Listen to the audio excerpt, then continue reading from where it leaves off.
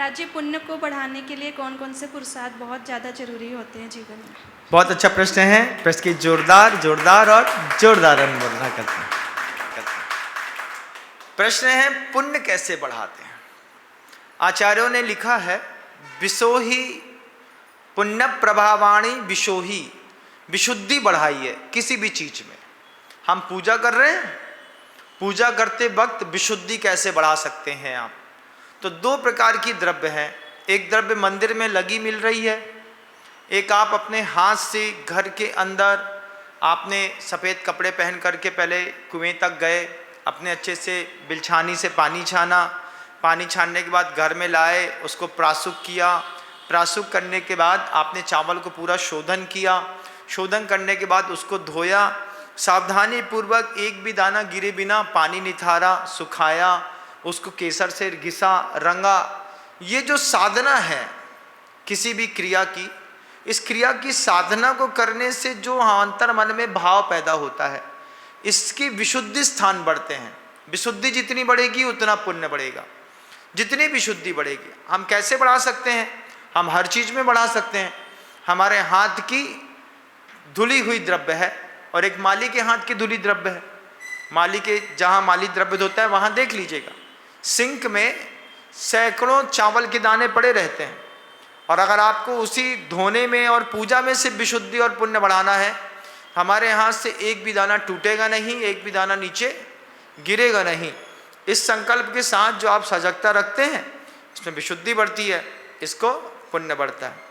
अब कई लोग, ऐसा भी होता है, आपको जान के आश्चर्य होगा,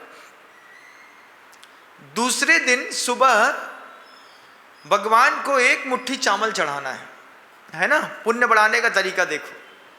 अब एक मुट्ठी चावल चढ़ाना है तो वो घर में एक मुट्ठी चावल दोपहर में हाथ में निकाल लेता है।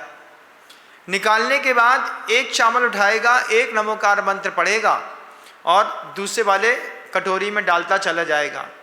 हर चावल के पीछे एक बार नमोकार मंत्र करके पहले चावल को सिद्ध कर रहा है, फिर सिद्ध किए हुए चावल को उठा करके और भगवान के चरणों में जा करके एक भी चावल धरती पर ना गिरे और प्रभु को हम पुंज चढ़ा दें।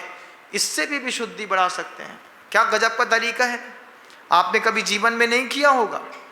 आप तो गए, डब्बे में से मुट्ठा उठाया, बिना धुला चावल, आधा जेब में गिर गया, आधा मुट्ठी में गिर गया, सड़क में गिर गया और चढ़ा दिया। अब पुण्य बढ़ाना है अगर, तो एक मुट्ठी चावल से भी आप पुण्य बढ़ा सकते हैं और गजब का पुण्य बांध सकते हैं। एक मुट्ठी चावल लीजिए, एक प्लेट में डाल दीजिए, दुकान में बैठे रहिए, जितनी देर खाली है उतनी देर में एक चावल उठाइए, चलते रहिए। तो आपका क्या होगा? आप 2, 5, 10, 20 माला एक दाने के निमित्त से फेर लेंगे, हर दाने को सिद्ध कर लेंगे। सिद्ध करने के बाद जो सिद्ध चावल है, उस सिद्ध चावल को अच्छे से हाथ में या कटोरी में ले लें, डिब्बी में, और सारे प्रभु के ऊपर विग्रह में ऐसा ऐसा करके चढ़ाएं। साधना विशोही मूलानी पुण्य प्रभावाणी, विशुद्धि मूल है पुण्य का। कैसे बढ़ाएंगे? ऐसे बढ़ाएंगे। सम्मेद शिखर जी जा रहे हैं, उसमें भी आप पुण्य बढ़ा सकते हैं। यहाँ से सम्मेद शिखर जी पहुँचते तक अभक्ष्य नहीं खाऊंगा, गाली नहीं दूंगा, चप्पल पहन करके नहीं जाऊंगा, रास्ते में मौन से रहूंगा, पूरी ट्रेन में माला फेरूंगा, ओम ह्रीम श्री अनंतानंद सिद्ध परमेष्टिभ्यो नमो नमः। पुण्य बढ़ गया। चौके में बढ़ा लीजिए, सिर्फ खादी के कपड़े, सादे कॉटन के हथकरघे के पहनूंगा, सारे शोधन सामग्री मैं खुद करूंगा, दाल सब्जी अपने हाथ से शोधन करके मैं खुद बनाऊंगा। साधु के लिए हाथ की चक्की से आटा मैं खुद पीसूंगा।